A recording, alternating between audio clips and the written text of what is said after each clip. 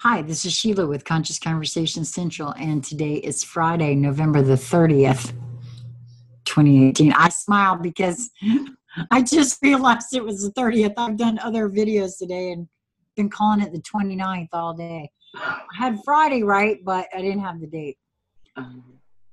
It's okay. I forgave myself and I've moved on. I'm joined by my good friends, Lisa Flamino-Rich and BZ Rieger. And we're going to talk about non-attachment. I like the title, actually, BZ, that you have. When you stand in non-attachment, worlds open up. And when we talked about doing this, I actually got to pick this one because we were looking at two of them. And I said that, I know that I still have an issue with attachment. Lisa, I'd love for you to say what you said to that. Yeah, that I wouldn't be here if I wasn't practicing non-attachment. Because when it was time for us to leave, and actually we had many opportunities to leave, where I felt the nudge to leave and ignored it until it was just a nice gentle shove right out the door. And I could have been attached to, because we formulated a plan for our exodus and what we were going to do. Had I been attached to that plan and executed it no matter what, I wouldn't be here right now. This whole world that has happened would have been missed by me due to my attachment to our going to Arizona plan. So I'm super glad that I was practicing my non-attachment. Well, I'm super glad too, and I'm glad you shared it in just that manner because, like I said, when we first started this, part of the reason I chose this one is that I'm pretty clear that I'm still attached to certain things, apparently, and so. I mean, there are some things that I kind of stand in non-attachment, but I know I talked about this earlier today in a different recording that I have been catching different grooves. I mean, they're program conditioned grooves, and I'm catching them, but I'm still finding that some of them are rooted in attachment. Not all of them, but some of them are like my apparent attachment for the need to be right for everybody and not just recognizing it's only for me, which is what I talked about in my musing today. So BZ, what did you have what did you have in mind with this one when you brought this up as a topic? Well, it's one way you could say it's a secret ingredient to standing in your KACB, and it's only a secret ingredient because people don't pay attention to it, and it's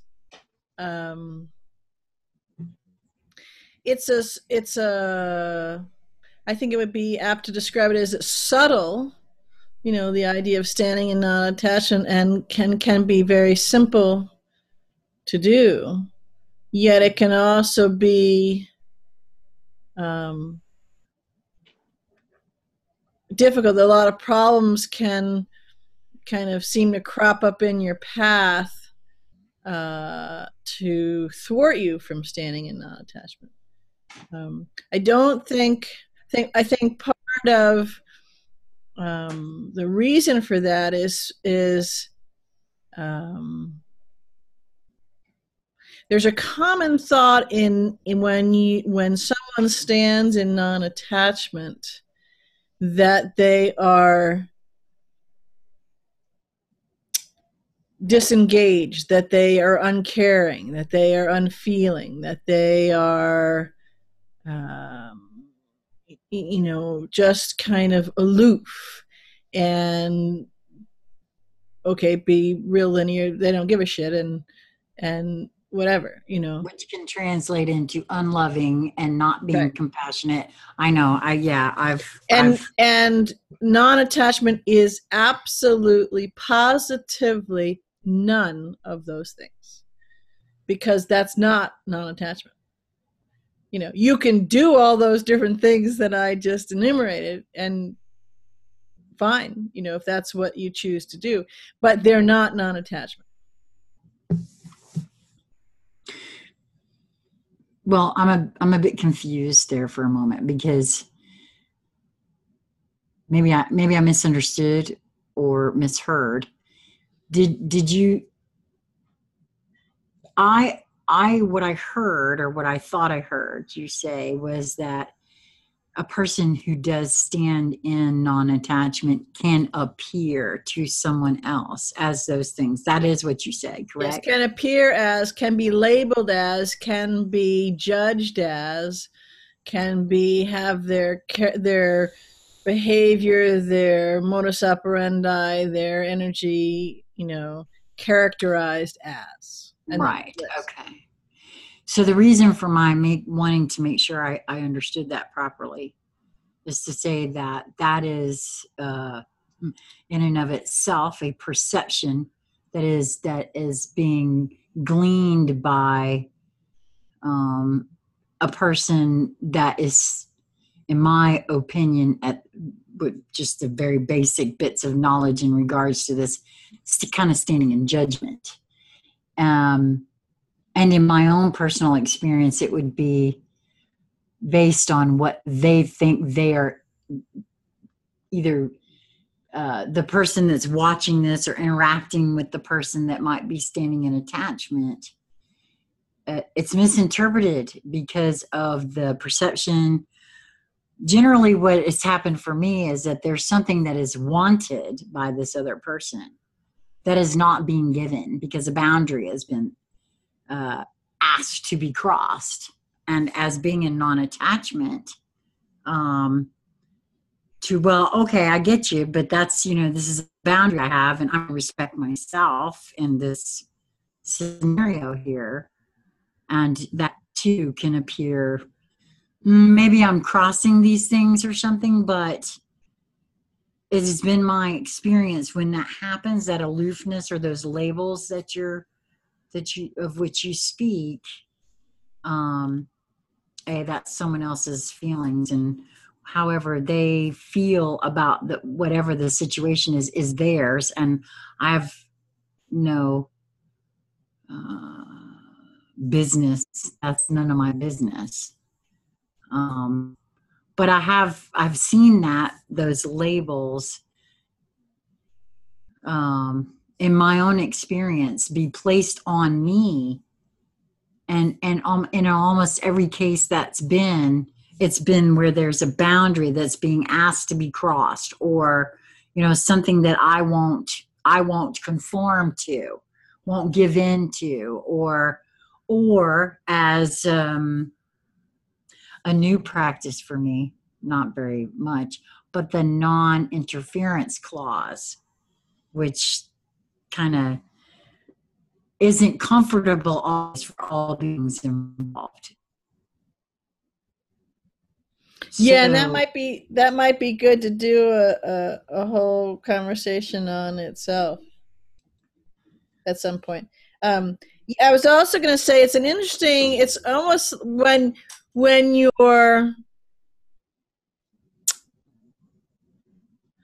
haven't claimed the standing in non-attachment. So when you're kind of nibbling around it at the edges, you actually can see and feel when someone is doing that.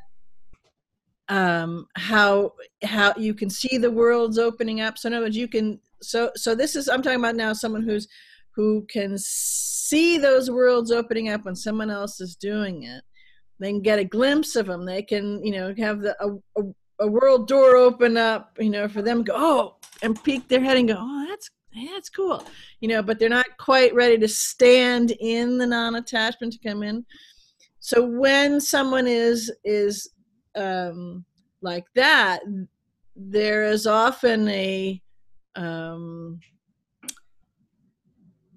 it could be part of the process. It could be part of a proofing.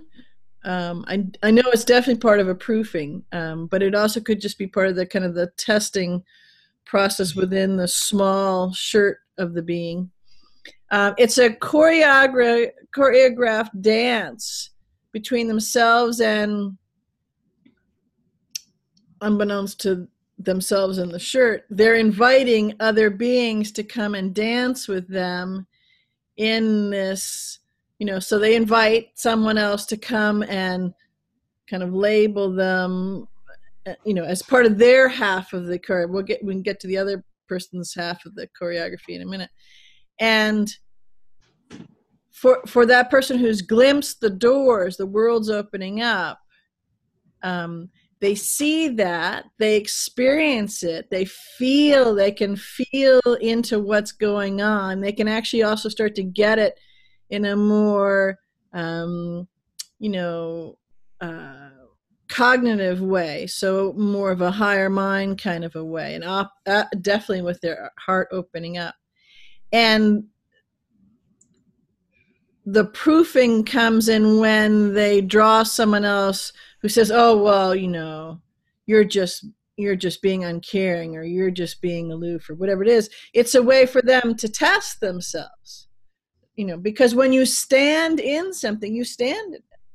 It's it's a knowing, it's a resonance. It's even if you can't describe it to someone else, you can stand in it.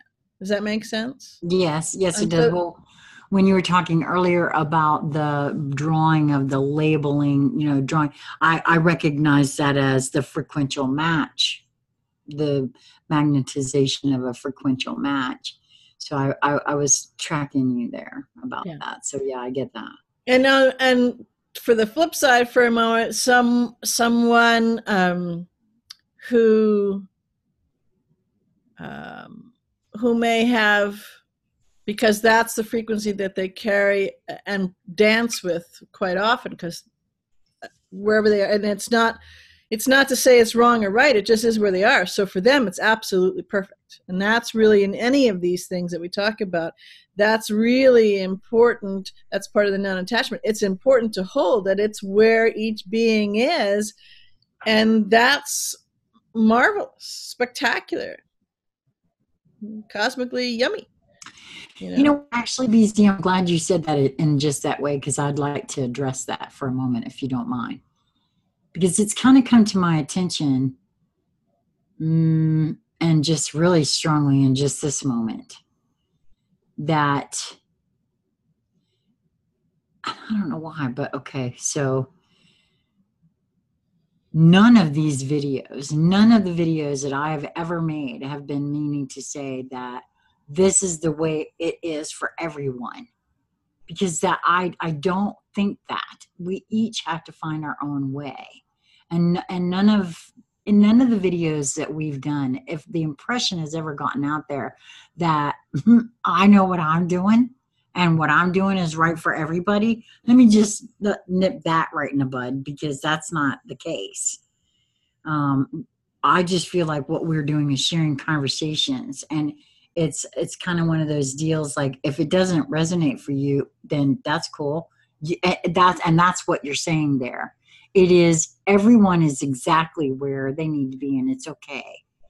It is, right. It really is okay.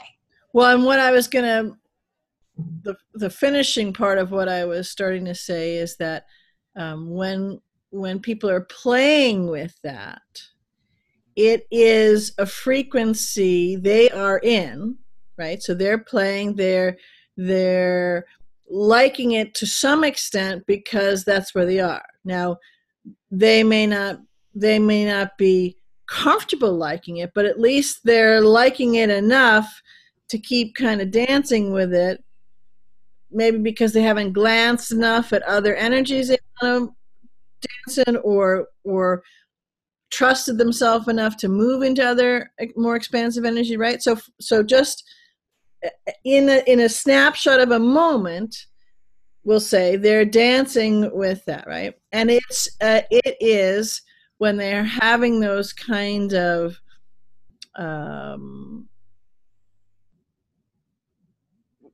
what's coming up within them to integrate is really a more accurate way to say it, which is why it presents itself. So nobody else matters. What, you know, every time I talk about they and a particular being, I'm just giving an example.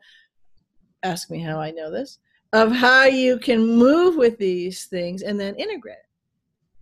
And so when that comes up for someone, there is the frequency of fear and the frequency of residing in a smallness, in their, you know, their human being smallness. I'm a human, I'm born, I don't have the right education, I don't, you know, there's all these I don't haves and this and that, right? Okay, so there's a story, lots of stories. And so when they see someone else, it's you know, a part of it is the seeing in a linear aspect. They might encounter in a conversation or a meeting or a video or you know, in the store, whatever it is, and so it's part of it is the seeing, but mostly it's the energetic frequency. So their frequency comes into a field. It won't come into coherence, but it will come, and the fields will overlap a little. So that because they're transmitters, they've come into a strongly transmitted being, especially one who's standing in non-attachment, right? And they are then at a nexus point where they can choose how they want to decode, receive, right? Commingle with the other energy. Does that make sense? Yes. Yeah. Okay. And so when they do that, they feel that non-attachment frequency. And if they have been in a place predominantly where they're uncertain, where they're certain of their smallness, might be a better way to say it. So they're certain of it. They're certain of their limitations. They're certain of their smallness. They're certain of, you know, their stories, their scripts, right? Does that make sense? Yes. And so when they're in that space and that frequency, because that's what it is, it's a frequency vibration, yeah. And they encounter this other one, so the fields will just brush, and you know, if I was to have, you know, float color in water, the two colors would kind of commingle them in, and that's one of the reasons that those labels, judgments, different things that we talked about a little earlier come up, because it's pinging within them. So again, now the other person can disappear. They serve their purpose. They go away now, right? So in this one that we're talking about, it's pinging within them, and it's giving them, you know, a frequency choice point. Okay. So do they go, no, they're just insensitive, or whatever, you know, whatever the one that's more of a match to them, or do they go, now, curious, I wonder why or what it is that they could look at it that way, and you know what I mean? So again, so it has nothing to do with anybody else. It's all within them. Does that make sense? Mm-hmm. So that's just to give a little bit of groundwork on kind of, you could say, depending on the frequency that someone is carrying at that moment, which is their frequency, and it's absolutely perfect for them at that moment. In the next moment, they may change that frequency, and that's, you know, perfect as well. You know, because usually, not always, but usually it's an expansive, because that's That's the very nature of KACBs, right? Is that expansive nature, Yeah. right? So we've all been all things and all frequencies and all roles, and the nature is to keep expanding, to keep going back. Remember we've talked about a long time ago, not that much recently, but the trajectory away from source and then coming back. So I just wanted to give a setup kind of a little bit on all three, with a little bit more detail on the other two. So what this focus on that came through for me is that when you stand in non-attachment, worlds open up. So it could be that we can play more with that as a whole and just play with that, or I don't know, do we need to do it where it's kind of we play with that because it's a juxtaposition off the other two? Well, part of the reason I was attracted to the topic to begin with is that what I have found for me is sometimes even when I don't think I'm attached to something, I have found that oh wait a minute, yeah, no, that's an attachment.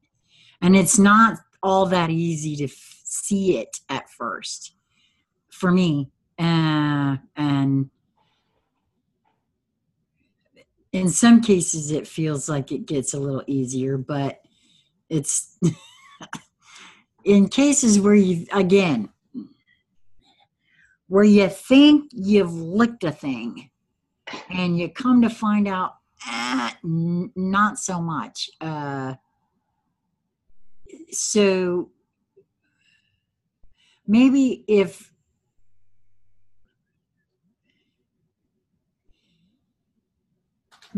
could be helpful if I don't even know how to ask this to get across to what I'm looking for. The juxtaposition of the two. How to recognize when you are attached to something. Oh, because okay. It's not always all that easy, first of all. Well, if there's any convincing, any denying, and just from a linear kind of thing, that's Right. always a good. I'm not attached to that. Okay, bingo. Okay. That's it. That'd be a good. Well, that's why I said. Yeah. Because exactly. if you're not attached to it, it would never come into your from a linear perspective. It would never come. It would never. That wouldn't even pop up to your mind. Does that make sense? Yes. Okay. Oh boy. Does that make sense? I mean, No, maybe that's. I'm just sitting here thinking of all the things that I'm apparently. Right. Maybe it's too simplified, but that's a really good way. Well, no, that's very helpful, though. I mean, well, see, on some level, I guess I always knew that, but I convinced myself I'm just frustrated.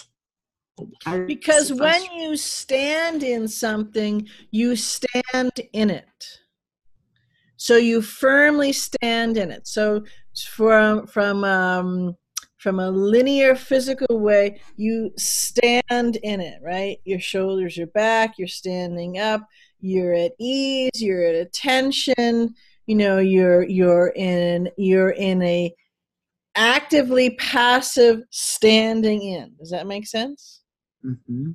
So you can go with the flow, you can start doing, cartwheels, you can do all sorts of things because you're standing in it, right? Yeah.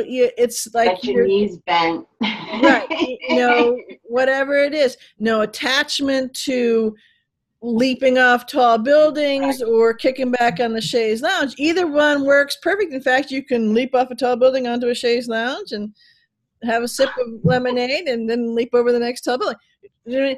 So, but from a physical, well, you can notice that so that's if you're standing in it. So it simply is so.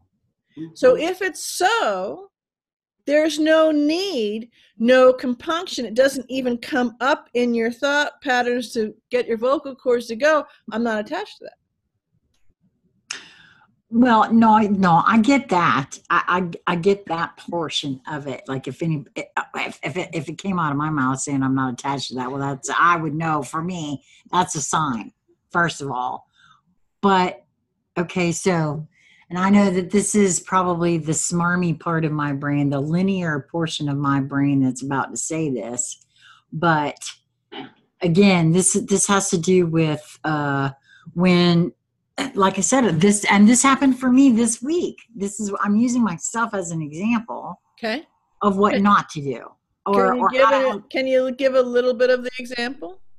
Well, again, it goes back to my knowing that I'm right for me, and yet feeling compelled to convince others. Well, then I have an attachment to that. I either have an attachment to the need to be right for someone else, or thinking that I am right for someone else. I mean, you know what I'm saying? There's got to be something there. Otherwise, it wouldn't get under my skin so bad. Okay, so what just was lighting up for me, and a little bit of that example that you gave there, is that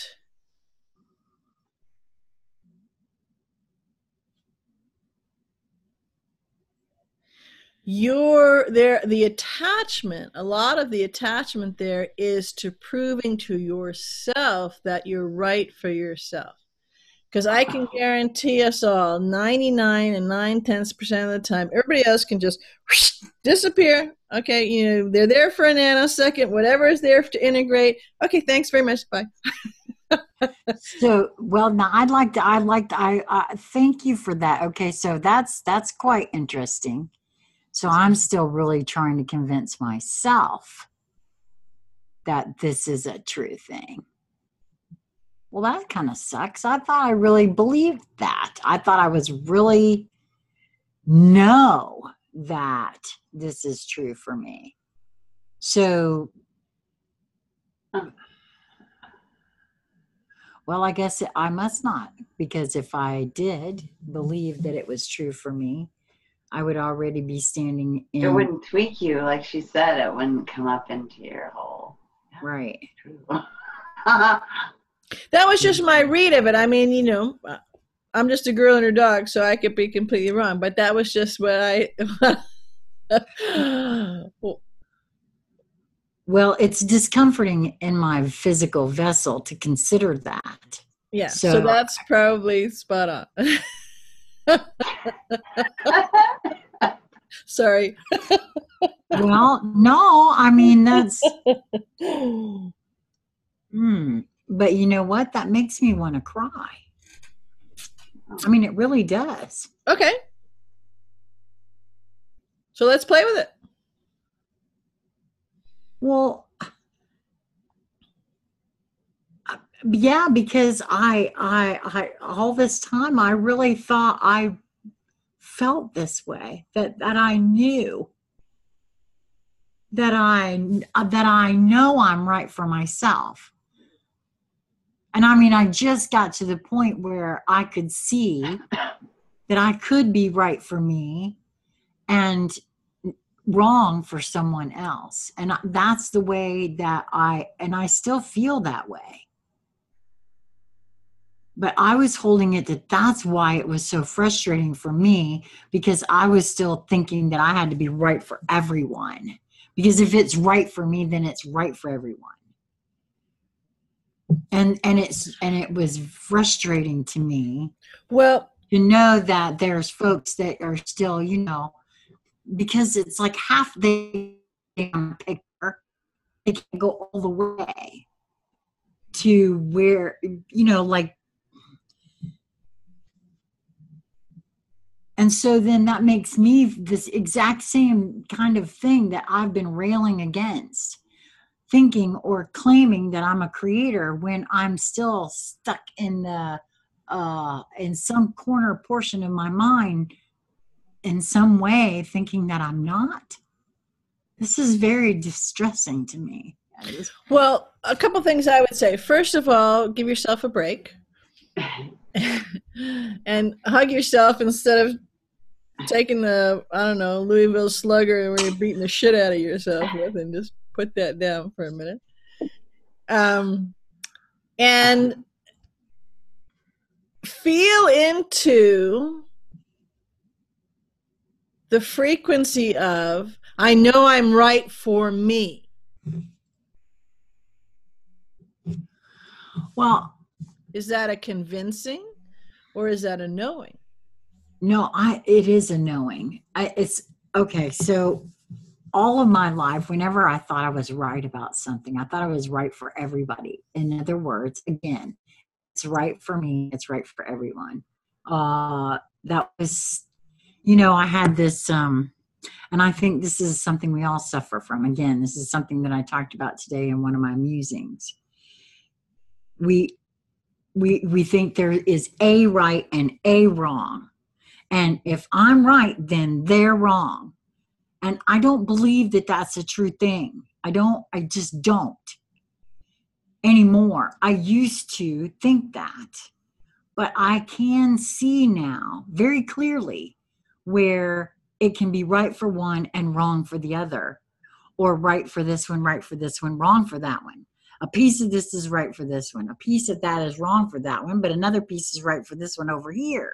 Because we're all unique, that is exactly the way I hold that now. And so I didn't think that I was trying to convince myself, because I truly feel with all of me, I really do feel with all of me that that's a truth right there. That if there is no one truth, there just isn't. Everybody's it's what's true. That. You talk about what is true, and it's from the perspective that you hold it. That's what's true. And that's what I guess I mean when I say it's true. And that's different than absolutes. That there's not very many of them, and love is an absolute. Gratitude is an absolute. Right? Yes, and all of those things are perceived differently, and we all know that now, or at least I certainly do. Well, there you could look at them as, either ribbons with all the threads that make up a ribbon. If you look at a piece of ribbon, you magnify it, it looks like it's a ribbon, like an inch wide, and it's, I don't know, however thick it is, and it's red, let's say, and it's satiny, and so it's a ribbon. It's just one piece. No, but if you magnify it, it's actually lots of tiny, tiny, tiny little threads that all are woven together. They go this way and they go this way, and you see that's what makes the ribbon, right? Right. So, when I'm talking about those absolutes of love and gratitude, there are all those different ribbons, the woof and the weave of all the threads that make up that are all that. And so, I mean, it's really quite lovely what I'm speaking of, because that's how you have all of these beings all over Source's multiverses that have all of these. This is Source going forth to know Source. No, I get that. I do. And that's why I'm saying I guess I'm kind of just disappointed to even consider what I may have uncovered here for myself.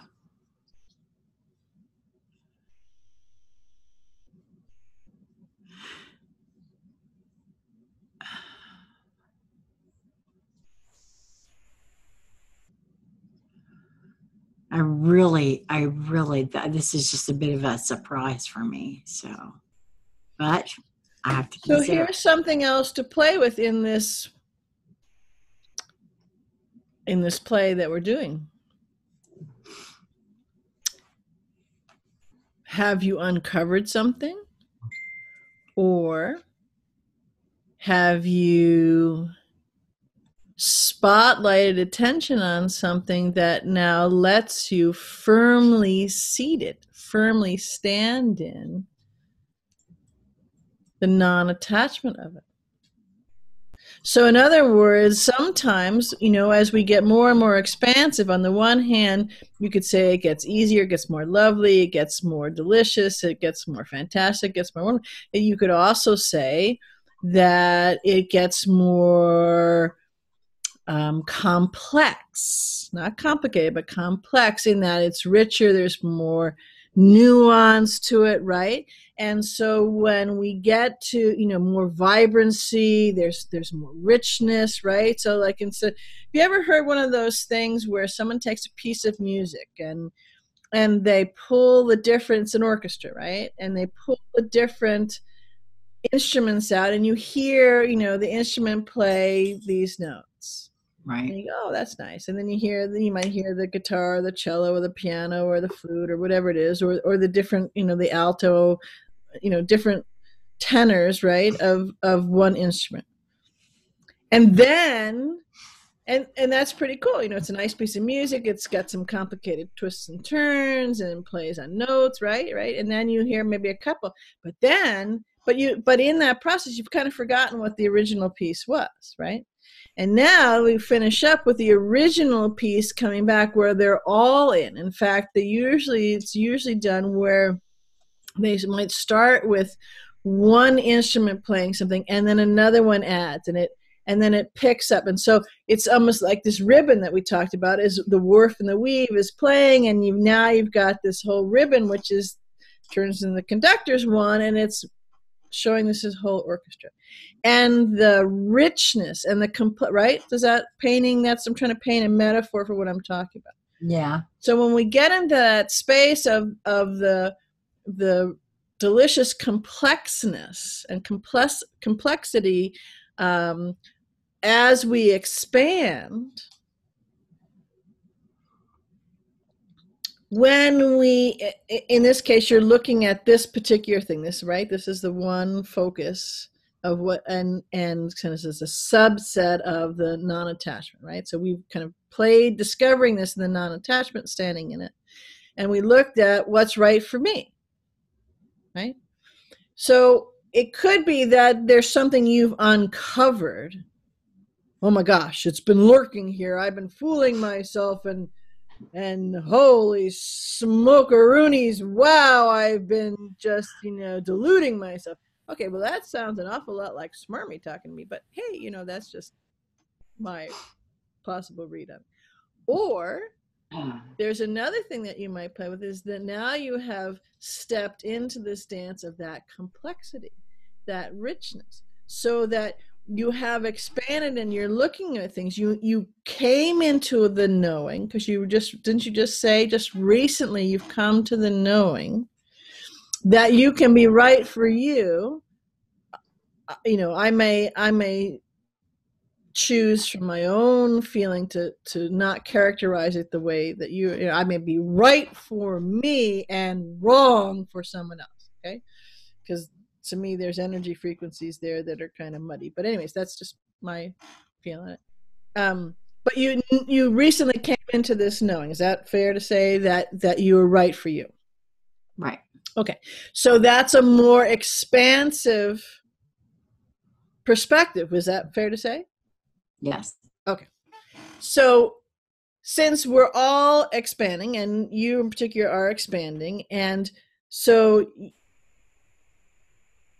it's never ending. So then it would make sense that as you expand and you hold different things, not only how you expand and that you're expanding, and on each thing that you're coming into contact with, expanding with expansion, that now there's, because everything is toroidal and everything is multidimensional, right? So now there's more complexity, there's more richness to that expansion. And one of the ways to step into that complexity and to notice that complexity and to integrate that complexity, right, is to have yourself, not quite a good way to describe, but to have yourself shine a light on something, right, that you were looking at, and this is where the non-attachment, this is why this has come up now, because we're talking about the non-attachment, right? Have you look at it so that you can integrate non-attachment, and on this particular point, because there was an attachment to the satisfaction of getting that you could be right for you and wrong for somebody else, to really hold that as a knowing. So it's not, my sense is it's not that it's the right for you, wrong for somebody else, or the knowing of that. It's the attachment to being right for it. Does that make sense? It's a nuanced thing. I did recognize that I had attachments to being right. I've had that all my life, not going to lie. Because I'm telling you, it's a thing. People that have known me for a long, long time. But somehow there's that, it's almost like you're righteous about being right for you and wrong for somebody else. And that you got it and you know it. And I guess part of what I felt distressed over is feeling as though I was trying to convince myself of something that I really felt I was already convinced of. And that's something I guess I really need to take a look at. I feel you on that. But you know what? In terms of that, for me, I could say, well, I thought I figured that out, and here it is again. But it keeps coming back again and again and again. And what I've come to realize is that expansion BZ was talking about. First time around, I wasn't even at a level to even fully understand or sense just yet the complexity that she's speaking of. And so the first time around, I was able to scratch off some flecks of garbage. And the next time around, I do have a clarity that was missing the first time around. So really, each time that I get to, and like I've said to you, I've said this numerous times because it's just the truth of it. When you're sick and tired of it, or yourself, you'll just stop. You just will. And that's okay to come to realize that that's okay. I just need to get really, really, I see my internet is. Yeah, we're having internet instability. Sounds good, though. Okay. So keep going. Yeah. What was I saying? Well, you're going with it. You're going with the expansion, and you scratch the surface. Yeah, and so and not being attached to I got it even, just allowing, not being attached to absolutely anything has helped me greatly. And I know when I'm attached to something, right? Because immediately it's like it's all in your face, and it's in your face for a reason, so that you see it, and it will be in your face until you do see it. And to me, that's a great gift. So you could reframe it for yourself and go, oh, wow, I see it now. That's really cool. Yeah. I mean, I think it is. I think it's really cool for you. Because it's helping me too. Well, that's what we're talking about, that when you stand in non-attachment, worlds open up. So that doesn't mean just, as Lisa said, you're in, it's non-attachment. Non-attachment means non-attachment. Non-attachment means non-attachment to being wrong, non-attachment to being right, non-attachment to I got it, non-attachment to I figured it out, non-attachment to, I checked it off the list, and now non-attachment to, I got that one done. Non-attachment. That's not disengaged. That's what I'm saying, that, so when you stand in non-attachment, you are at 0 point. You are in that field of all potentiality and possibility and no-thingness all at the same time, which is, a couple of ways to describe the 0 point field. It's that, that ignition apex, which in essence is invisible, has no formness, where creation is. Creation of what? Of anything. Creation of a thought, creation of a little, dot, which represents a period, could be anything, right? And it's that non-attachment. So it doesn't mean that it removes appreciation or frustration, or you're just not attached to it. Does that make sense? So you can be royally pissed off about something, or incredibly so enjoying of something, and be non-attached, standing in non-attachment at exactly the same moment that you are those things. Okay, that's a bit confusing too then. It is that very frustration that would cause me to feel that I'm being attached to something. Frustration or anger or whatever. So how does one recognize the difference in that? Because if I wasn't attached to it, then it wouldn't make me frustrated, would it? Or angry, would it? I don't understand. Well, what I'm describing is when you're experiencing something, so you're experiencing an emotion, or you are you're encountering something, right? Whether it's a creation of your own or something else, or however, so you're encountering something. That's the simplest way to just start that way. And in that moment, and again, you can be in different places, frequencies, dimensional bandwidths of consciousness when you're encountering something. So let's say for a moment that you're in a space a lot of the time where your consciousness is such that you can have bilocational consciousness. Maybe not, you don't hold it all the time, but you can start to see, oh, well, I can get that from that perspective, and I can see that from that. So in other words, on the one hand, and this is where these stronger feelings come. So from well, I am a human being, and I am on this planet, and I'm looking at that, and it makes me pissed off, right? So in that moment, at that perspective, I can look at that and say, yeah, you bet, right? And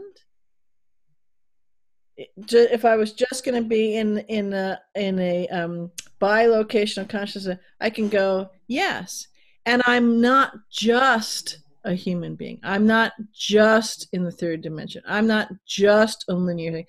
I know that I am a creator being. And so from a broader perspective, I can see it over here and go, oh, I realize that.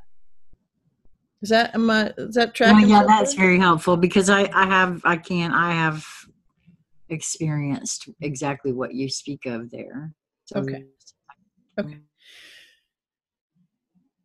So in this example, right, when and it can be their thing, there may be something, you know about something, and you say, okay, you've integrated it, and now another thing has been revealed, right? Or more transparency comes out of something, and it's similar to other things that you thought you'd had integrated, right?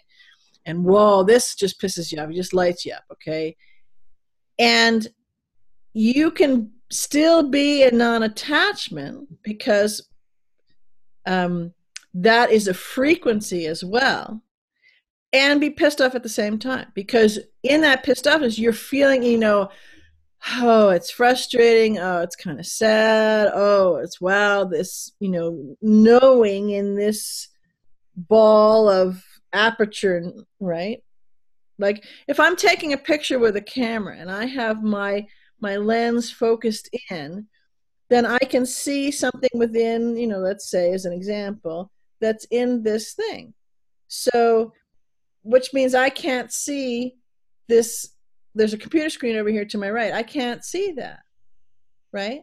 If I change my lens and my aperture, with my own being, or using the camera as a metaphor, I have a camera, a camera lens that is a super wide angle that can have no problem, right, from where it is right here, this plane, right, that I got to move it if I don't want this in the shot, or I got to choose a different aperture, tighter, or a different lens, right? Okay. So in this part where I'm frustrated, I can be in non-attachment as long as I am feeling that frustration or pissed offness, right, in this example, and integrating it. Okay, so what pieces and parts of that frequency do I need to integrate? Do I need to, see, was there something I was attached to, or something that I was, had not expanded beyond? There's a piece that's kind of sticking because it's poking me. I mean, it's pissing me off, so it's poking me, right? And if I'm doing that, then it could take me a moment to do it. It could take me half a day. It could take me a week, if there's something particular, or it may be kind of working on it resolved, and then it's good, and then there's a little sliver. You think you got the splinter out, and you got it mostly out, and then you hit your finger on something and you go, ow, that hurt. And then there's a little piece, right? So this is that's another good metaphor for this, right? So if there's a process where you're working on it and you are recognizing that this is valid to feel this way, yes, it pisses me off, absolutely, and this is from another perspective. And I also know at the same time, and there's no judgment here, so it's all me. Everybody else can just disappear right off the planet, doesn't matter, because it's right here, right? And at the same time, I can see, from a bigger perspective, from a wider, expansive perspective, this is not what you think it is here. Remember, we talked about if I look at this computer, and if I'm depending on where I'm standing, looking at the computer, and I could describe it to you, I could tell you that the other person who's at the far left or far right, or on the top or whatever, and they're describing in detail what they're saying, they're lying, because from my perspective, they're full of shit. I mean, it's wrong. Okay, right? Right. Now, so if these are each different beings, this being here and this being here and this being here, right, is absolutely right. They are giving you very clear, specific, detailed, rich, nuanced descriptions of exactly what they're saying. And they're absolutely right. And they're just terrific descriptions of what they're experiencing. Right? Right. Okay. So if I'm integrating this, where I'm the pissed off part, I'm integrating it, and this is because I'm holding, bilocational consciousness at this point, right? In this example. So I'm realizing, I'm actually excited I'm reveling in the fact that this has come up. Yes, okay, I'm feeling the emotion of pissed off and frustrated. Yeah, okay, great. I'm feeling it. It's an emotion. It's not a big deal, right? I'm not attached to it. Hence, we're talking about non-attachment, right? And I work through it. I see what it is. I play with it. I integrate it, right? So I can be in non-attachment and pissed off at the same time. Or the other example I gave this in, I can think, wow, this is wondrous, right? And I can feel all the nuances. Now, some may have a saying, well, yeah, but the wondrous is good and the pissed off is bad. Okay, well, if that floats your boat, then that's where you are. But again, that's perspective, and so that's all cool too. So I'm looking at this, and if I'm integrating that, then I can do that in non-attachment.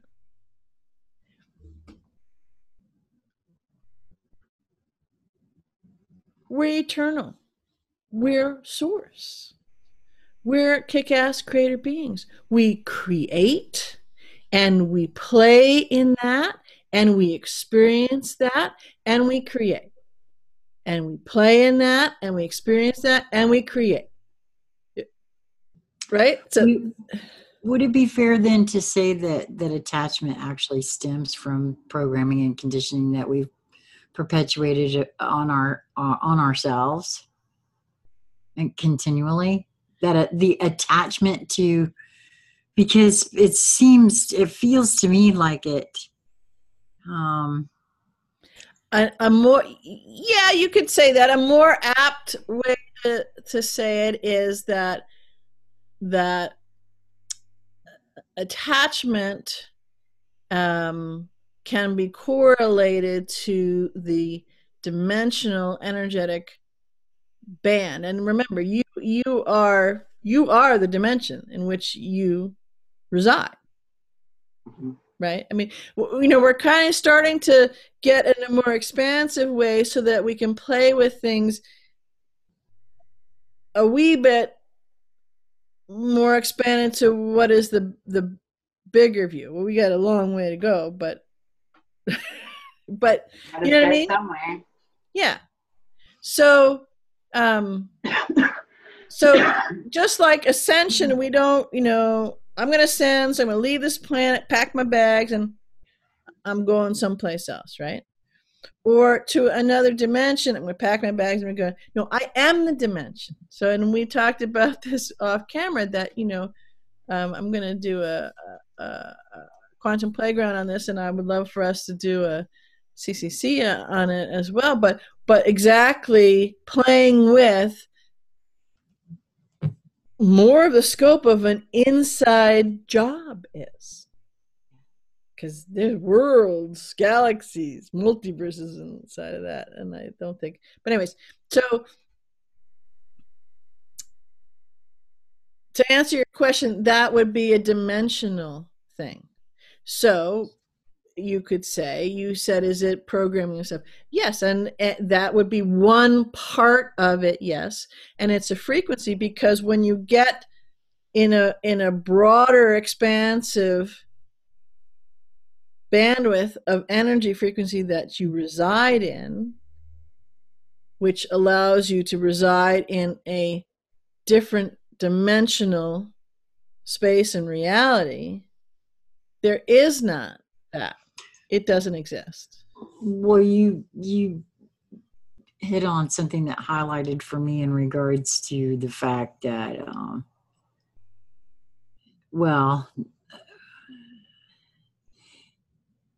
as source and eternal beings, then that's where the non-attachment would absolutely reside. So there's obviously, for me, because once you know that with all of your being, then non-attachment would seem to come pretty easily. When I feel into that, that's what it feels like. So there's a part that is lighting up here that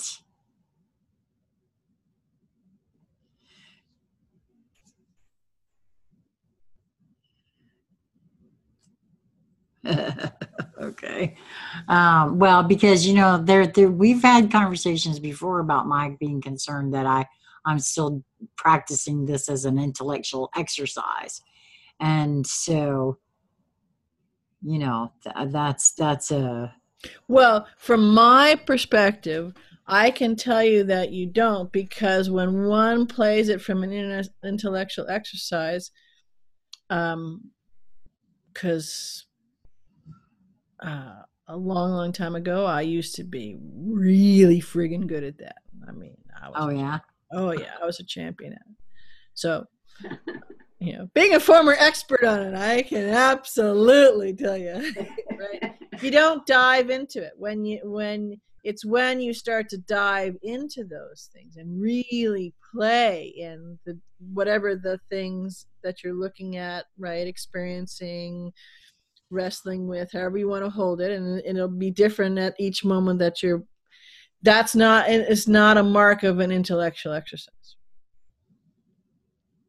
No longer being strictly on an intellectual exercise,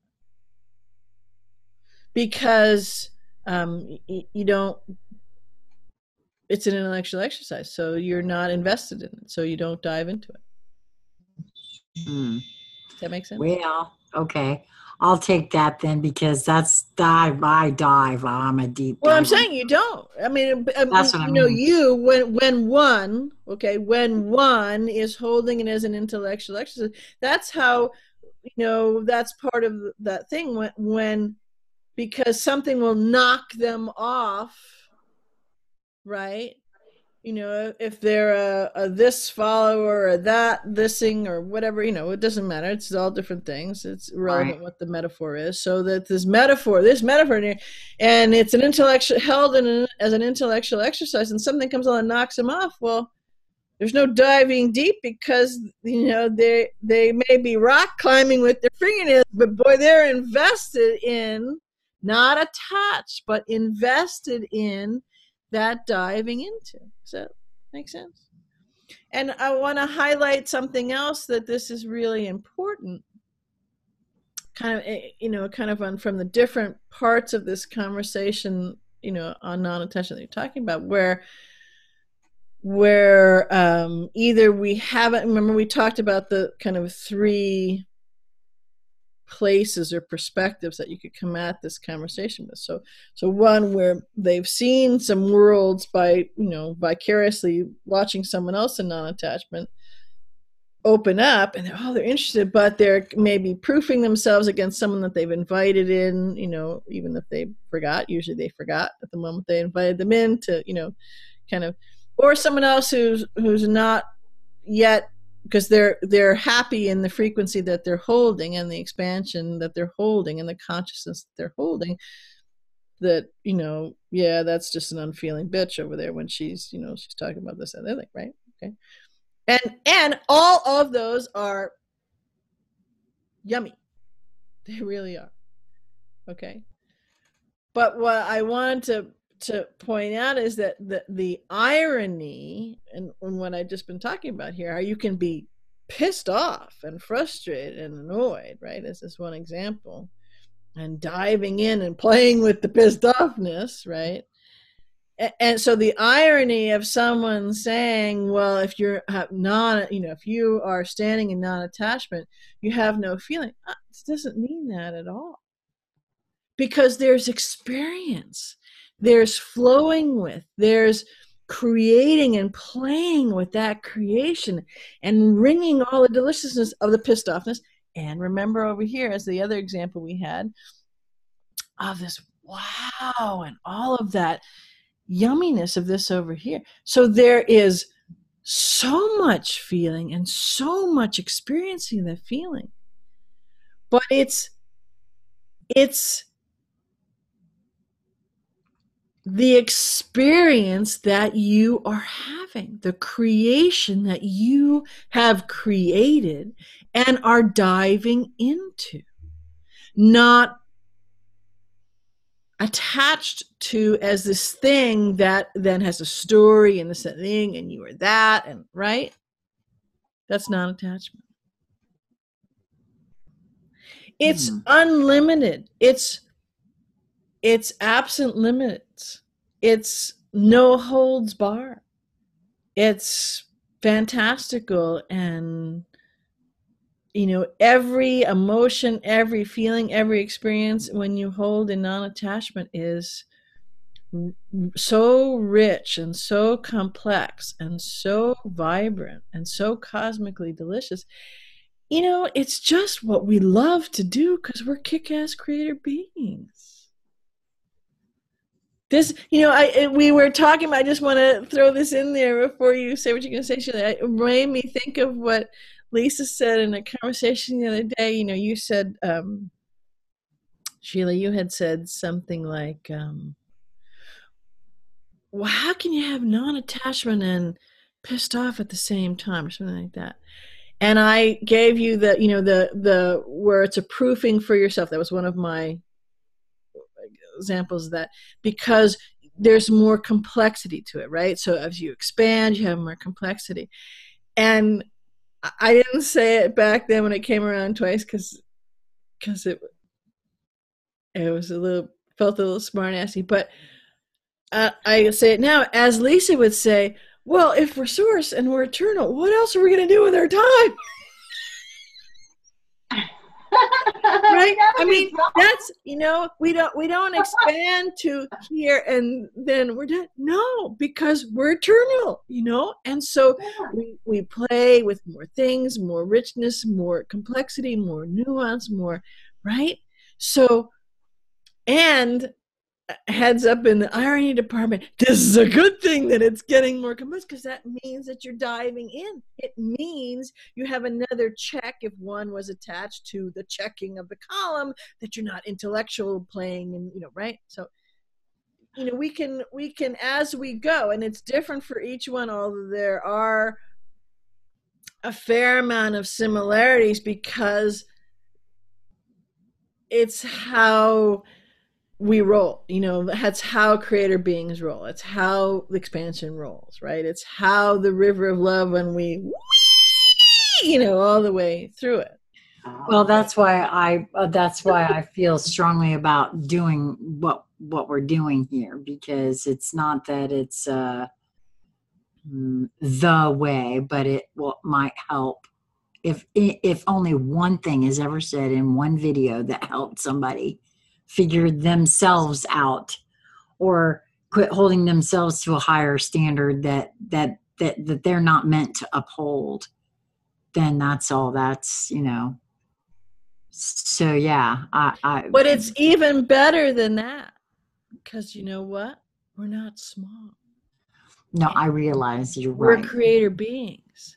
So in the interface of us, someone calling this conversation, this particular energetic envelope, to themselves, right? They called it to themselves because they created it, and they're playing with it. And something that is said lights this spark of creation that they want to play with. And they go, oh, magnifique! This is fabulous! Yeah, that might not be the exact words that they utter. I can tell you, but that's what it is. No, I'm not done yet. And someone else could be watching and saying, what? And they go, oh, this is it. Look at this amazing thing here.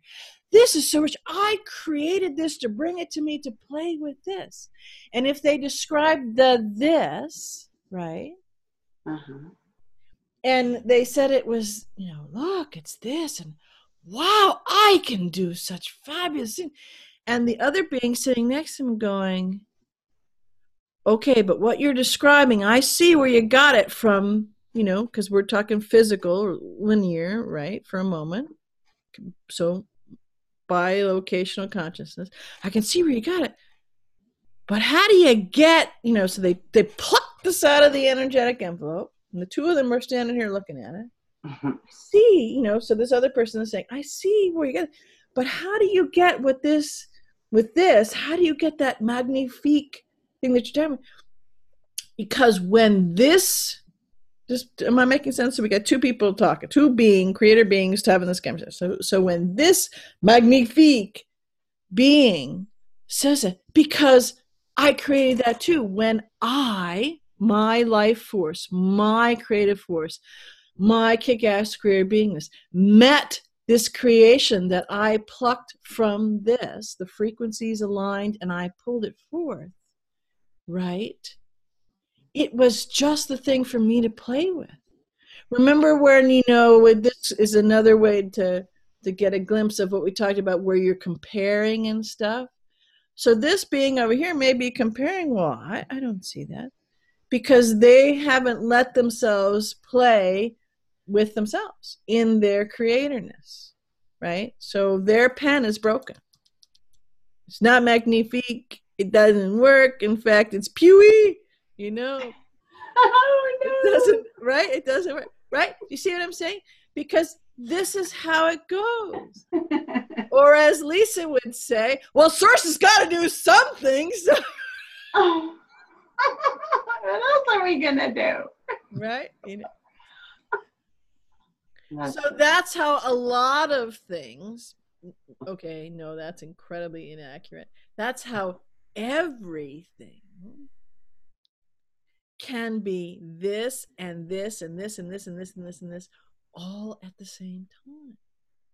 And you don't have to have any other being anywhere around to realize that something is this and this and this and this and this and this all at the same time. And they can, just to carry the metaphor though, they can walk around the circle. Maybe there's a bazillion pieces in the pie chart that they write. They can walk around the circle and pick up this and go, oh yeah, and play with it and come back and put it back and walk, maybe 500 pie slices further and pick up that. And they say, this is what we're doing. This is Source knowing Source. We can't get it done. We can never get it wrong. Non-attachment, this conversation is a lot bigger than I originally thought when we started talking about it, because we really didn't even get to the part where we're talking about how when you stand in non-attachment, worlds open up. Yes, because it's a huge conversation. Yeah, because it really it's a huge. is. I think I said earlier in the beginning of the conversation that this is a. I don't know if I use the word ingredient in the recipe or whatever, but something along that. This is really something to have in your pantry. Well, yeah, but you also touched on exactly how complex it can be to even recognize it, because originally I was thinking, well, anytime you're frustrated or angry about something, then that's to have an attachment, but not necessarily so. That's correct. Not necessarily so. So it is a little bit. Yes. And so just to finish on that part there, so what's the frequency, what's the flavor of that? You said, so if you're frustrated, that's a sign of attachment. Well, what's the characterization of the frustration? Is it the frustration where you're spinning and spinning and spinning and holding on to it and not integrating it and just, stuck on it? The phrase, you need to get off it, or he or she is really stuck on that, right? If that's the frequency of it, then yeah. Attachment. Then you got an attachment. If it's so, right? Okay, does that make sense? If I parse? No, it does. I started trying to apply it to my situation, so trying to ask myself some questions. So and if that's not the frequency of it, but you're a frustration, right? And it's a different. It's the at the minimum bilocational consciousness where you're integrating that, then absolutely not. You have non-attachment and you're playing with this. You're integrating it. You are, right, getting the pokey stuff off of it, right? So again, a simple way to answer this is everything is frequency, and there is nuance and different frequencies of all these different things. So, I'm reminded of a question you asked a long time ago. Well, why does it matter? Because it matters what you give voice to, because when you give voice to, you turn it into matter. And that is the frequency. It's how you describe those things. So yeah, this is a really huge topic. And as I said at the very beginning, this is a really valuable ingredient, however, I forgot how I said it, but something along those lines to put in. And so we could play with this conversation a bunch more times and still only, go with the recipe, only have a soup song of each part of it. We would cover more of it. We would dive in and really play with it, and it would make sense. It would be fun, and we'd see more of the complexity of it, but we still wouldn't have played with it all. Yeah. Can you start to get how, that we're eternal and that we're creating, and there's so much richness here, and if we stopped and never created any more ever again and just dove into this thing, we'd have eternities to go play with all those things so far? Yeah, that's and that's why it's so fun and so delicious. Yeah. I'm sorry. It's just about 15 minutes ago the moving truck started. So there's big stuff going on in here right now. Gotta expand that non-attachment room, baby, because yes, apparently so, because it's really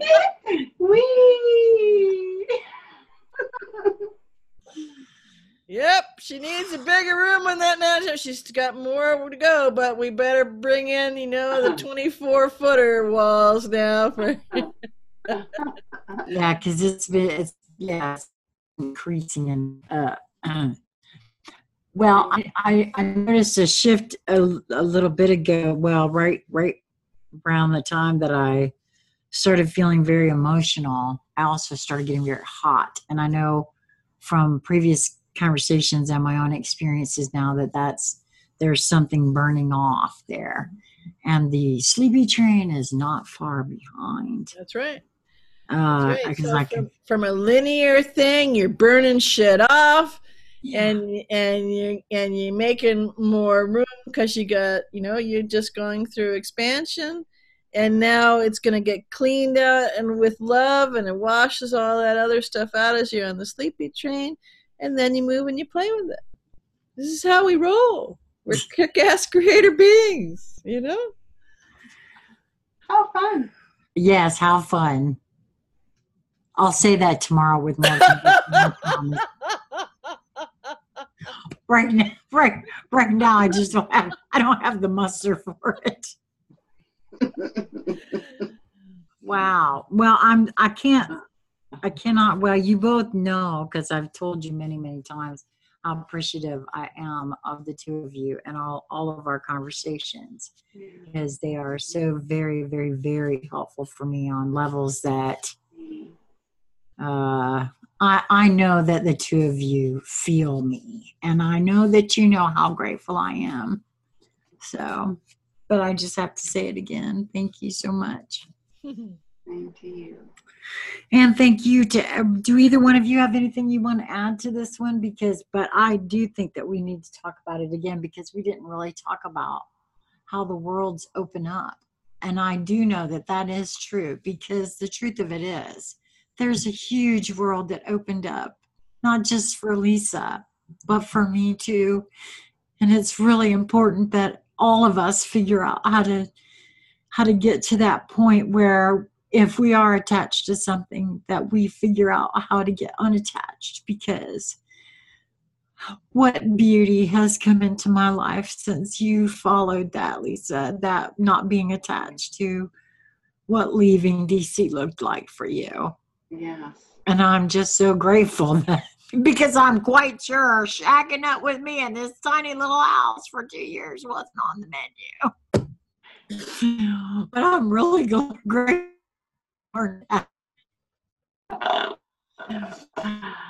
And yet I wouldn't have it any other way. Yeah, I'm so grateful to you for that.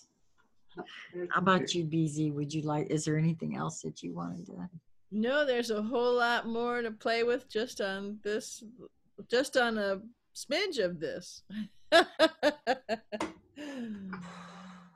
Well, I clearly see why, in a couple of topics that we were thinking of, because before the camera started, I was like, well, if neither one of you care, then I'm going to choose. And so this was the topic that I chose, and now I can very clearly see why I was so drawn to it.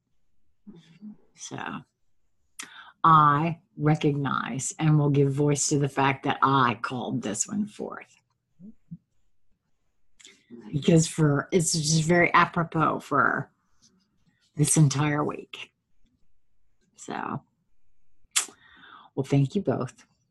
And all of the information of how to get in touch with each one of us is as always in the show more section of this video. And until next time. Much love.